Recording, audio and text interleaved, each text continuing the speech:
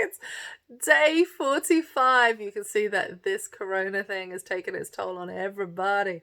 Oh, child, we're all doing this corona thing and trying to make it work. So we're on day 45. We're in our daily devotionals. We are in the book of Ephesians. We're looking at chapter 2, and it's from verses 6 to 8. So remember, like yesterday, we had one verse. It was ripped out of context. Could be confusing. So they could have stuck it back in context, and we could have had a really good chat about what it means to be children of light. Today, they decided to give us a few more verses. Random, I know, but there you go. So Ephesians 2, verse 6 to 8, and it says, "He also raised us up with him and seated us with him in the heavens in Christ Jesus, so that in the coming ages he might display the immeasurable riches of his grace through his kindness to us in Jesus Christ. For you are saved by grace through faith, and this is not from yourselves, it is God's gift." And then it pauses, but you could have read 9, which says, "Not from works, so that one cannot boast." Could just finish the sentence. It's a gift. And then just stops. But then it says something else to qualify what that gift means. You don't have to work hard for a gift. So today's devotional is about the gift of grace, the gift of life that we have in Christ Jesus, which I think is a beautiful thing to discuss. And I think that, as mentioned yesterday, actually, if you're coming at this devotional and you didn't see yesterday's, I was talking about context and the fact that we call ourselves Christians, which means that we're trying to represent Jesus in this world, but we don't look to the context with which we're representing. And so that really can pose us very difficult times because, of course, people read the Bible in its entirety and then think, you don't really match up to what you're claiming to be. And that has nothing to do with your eternal salvation, because this is the point in the text, in Ephesians here, chapter 2, where it talks about your salvation issues. That's something that has nothing to do with us. I have no control over who's saved. I have no control over who accepts the message. I cannot control this. This is up to you. If you have encountered Jesus, if you have encountered the saving grace of Jesus, the love of God, if you have seen this love story that God reveals himself from the very beginning, and no matter what we do as humans, he's always trying to find a way of fixing it, and ultimately fixes it by taking the consequences for himself and giving his life for us. Like, if you love God and you have that and you believe that, then that is between you and God. Your salvation is not my issue. What can be my challenge, though? This is the works aspect. We're not saved by works. Like, it doesn't matter. We're just not. And that's hard for us to accept, because what we think is, when we talk about the works aspect, then I must do something. But what we're actually really measuring ourselves upon, you shouldn't be measuring yourself, because this works aspect is it's out of a changed and grateful heart. Have I seen the outworking of God? Can I see that it is better to follow God's plan than my own? Absolutely. Like, when I look at this messed up world and how selfish we are, absolutely I can see that it's better to follow God's plan. And God's plan does not look like claiming to be a Christian and then doing the things that are selfish. And I think that's really important to note. So one of the things that, as a Western Christian, I come up against quite a lot is, well, what's the point of being a Christian when nice people are everywhere? Like, there are nice people who are atheists. There are nice people, like, why do I need to be a Christian?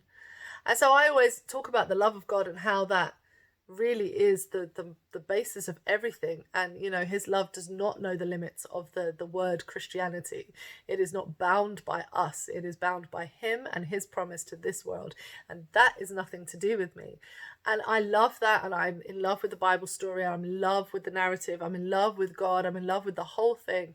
Fully 100% paid up Christian. But I have to be honest, when people are like, yeah, but there's nice atheists, what's your problem? Sometimes I don't have an answer for that. And I tell you why. Because some of the meanest people I know are Christians. Or at least claim to be Christian.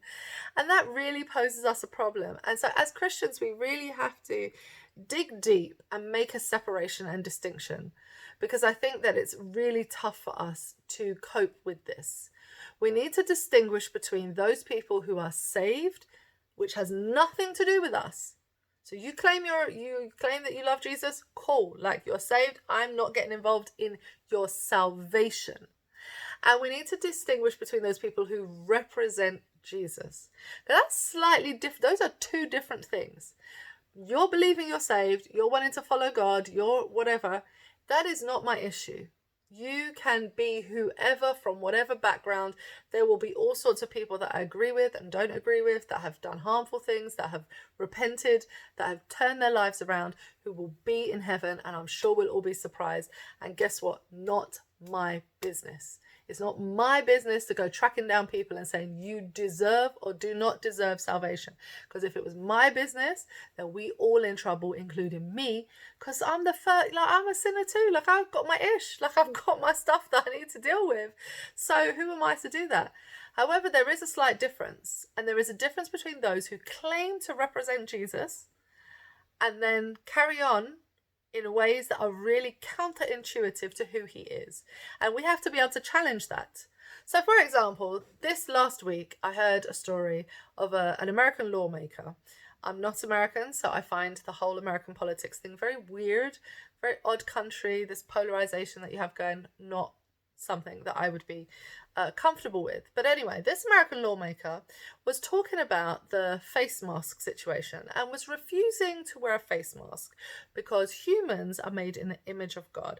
And so for him, it goes against his Christianity to put on a face mask and cover the image of God. Deep breath.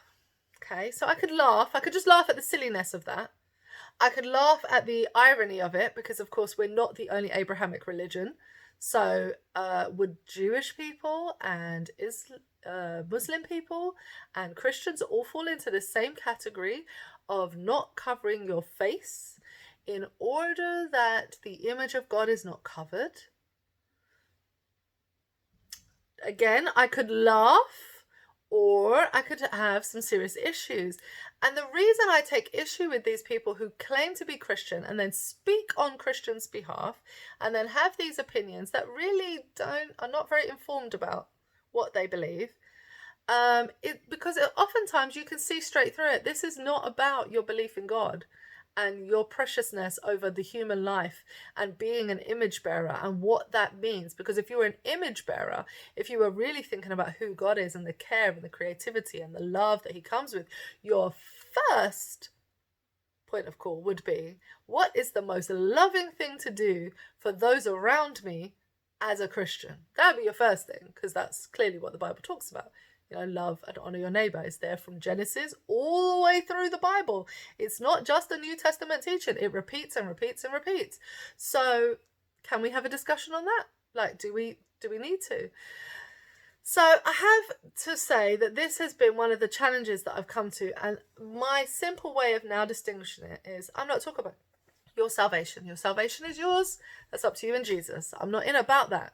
But when you're representing someone, and I can see the clear and direct contradiction between who you claim to represent and what you are doing, I'm allowed to call that out. I'm allowed to say, that's not right. And that's not about judging. I'm not talking about your eternal salvation. I'm not talking about relationship with Jesus. I am simply going with, hey, I'm calling you out based on what I see. And we have to do that. Otherwise, injustices and the injustices that are raining down over the last few centuries from so-called Christians to the rest of the world is horrendous. And as a Christian, it is infuriating and it's frustrating. And I find myself apologizing for my faith and for believing and for having faith in Christianity and for having faith in God and for loving people, because there are people out there claiming to be something that does not accurately represent the book and how it is actually displayed in the book. Now, some people would argue that the book is not very clear. Okay, I can understand that. It's a difficult book. It's really a difficult book to get to. Like, the Bible is tough. It's hard. There are moments when it just... But when you put on Christ, that's the easy part. That's the easy part. Who was Jesus at his core? So he fed homeless. He fed hungry people. He healed people. Hello. If all of your values goes against anything like that, then you aren't representing Jesus as told in the four Gospels in any way, shape or form. That has nothing to do with your salvation, nothing to do with you're genuinely a Christian in your personal life. I'm not bothered. But don't put it on, come into public, beat everyone else up about it, and then do whatever. And imagine I got all of that out of a text that says we are saved by faith, because I've been thinking about this. It's been bothering me, especially with the way that race relations are. It has really bothered me over my entire lifetime, and I finally concluded that this is what the issue is. It isn't about your salvation, it's about who you represent. And if you're going to represent somebody, then you best come out stepping for them and not against them, because against them only hurts those people who are for them.